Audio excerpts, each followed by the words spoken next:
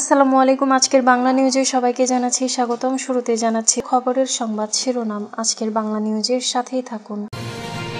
জামিন পাওয়া আওয়ামী লীগ নেতা চন্দনের পাসপোর্ট জব্দ, দেশ থেকে নিষেধাজ্ঞা। নির্বাচন দিয়ে দিলে সম্মান বেঁচে যাবে, এই চিন্তা যেন উপদেষ্টারা না করেন, সার্জিস আলম। সেনাপ্রধানের একটি বক্তব্যকে বিকৃতভাবে উপস্থাপন করে বিভ্রান্তিকর তথ্য প্রচার করা হচ্ছে আইএসপিআর। জামিন পাওয়া আওয়ামী লীগ নেতা চন্দনের পাসপোর্ট জব্দ, দেশ থেকে নিষেধাজ্ঞা।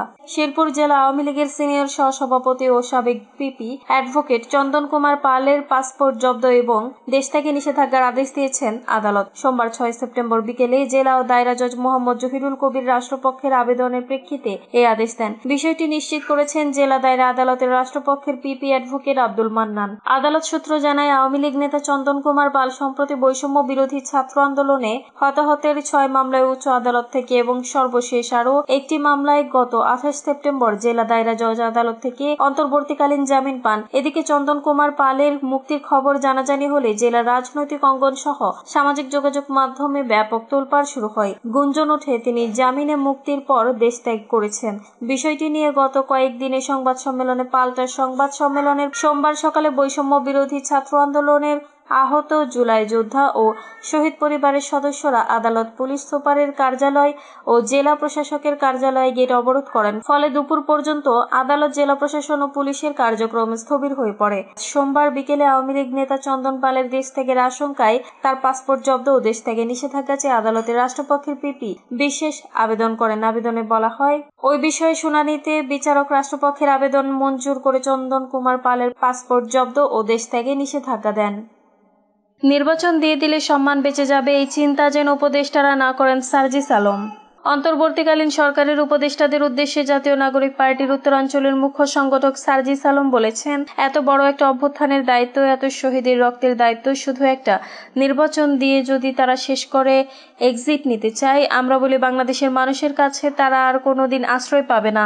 নির্বাচন দিয়ে দিলেই সম্মান বেঁচে যাবে, এই চিন্তা যেন তারা না করেন। সোমবার সন্ধ্যায় রাজশাহীতে দলের জেলা ও মহানগর কমিটির এক সভায় সাংবাদিকদের বিভিন্ন প্রশ্নের জবাবে সার্জিস আলম কথা বলেন। সার্জিস আলম বলেন, উপদেষ্টাদের দায়িত্ব শুধু একটি নির্বাচন আয়োজনের মধ্যে সীমাবদ্ধ নয়। আমরা অভ্যুত্থান পরবর্তী সময়ে যেভাবে প্রতিটি ক্ষেত্রে বোল্ড সংস্কার ও সিদ্ধান্ত দেখার আশা করেছিলাম, তা এখনো পুরোপুরি বাস্তবায়িত হয়নি। যে অপকর্মগুলোর বিরুদ্ধে মানুষ রাস্তায় নেমেছিল, সেগুলোর শেষ দেখতে চেয়েছিলাম। এই গাফিলতির দায় উপদেষ্টাদের নিতে হবে। সার্জিস বলেন, যেটুকু সময় আছে আমরা চাই উপদেষ্টা তাদের দায়িত্বটুকু সাহসিকতার সঙ্গে পালন করুক।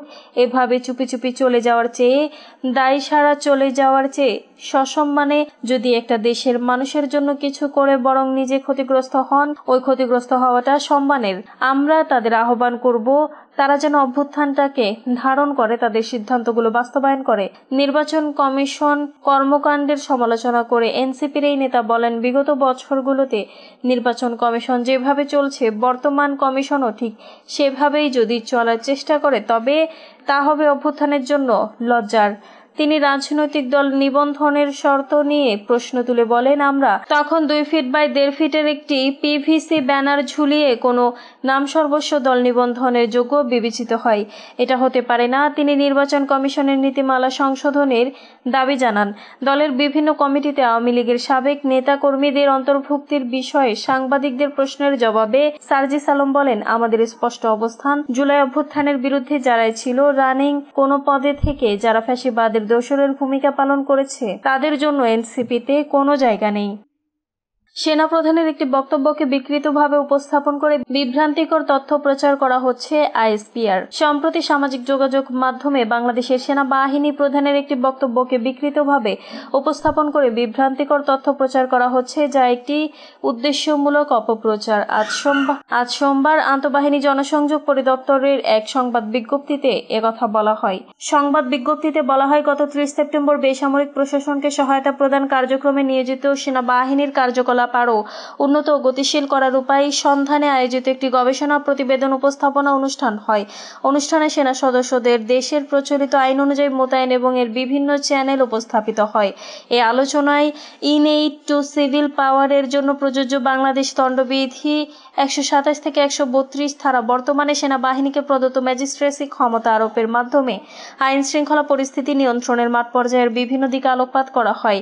আইনগত, প্রশাসনিক ও প্রাতিষ্ঠানিক শিক্ষা প্রদানের মাধ্যমে মাঠে নিয়োজিত সেনাদল কর্তৃক প্রযোজ্য আইনের ধারা সঠিকভাবে অনুধাবন, পেশাদারী ও দক্ষতার সঙ্গে অর্পিত দায়িত্ব সঠিক সুচারুরূপে পালনে সক্ষম করাই ছিল এই আয়োজনের মূল উদ্দেশ্য।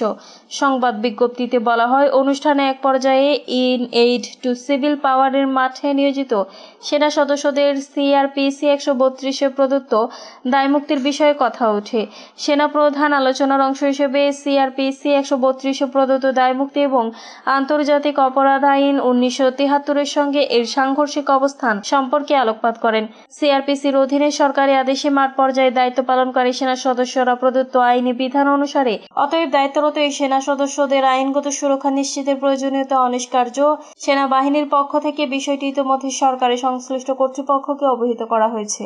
সংবাদ বিজ্ঞপ্তিতে বলা হয়, আলোচনার কোনো পর্যায়ে সেনাপ্রধান গুম, খুন বা অন্যান্য মানবতা বিরোধী অপরাধে অভিযুক্ত কাউকে দায় মুক্তি দেওয়ার বিষয়ে কোনো কিছু উল্লেখ করেননি। কিন্তু একটি চিহ্নিত কুচক্রী মহল, বিশেষ করে বিদেশে অবস্থানরত কিছু ব্যক্তি, অসৎ ও হীন উদ্দেশ্য বরাবরের মতো এবারও সামাজিক যোগাযোগ মাধ্যমে স্টাডি পিরিয়ডের বিষয়বস্তু সেনাপ্রধানের বক্তব্যকে বিকৃতভাবে উপস্থাপন করে বিভ্রান্তিকর পরিস্থিতির সৃষ্টি করেছে।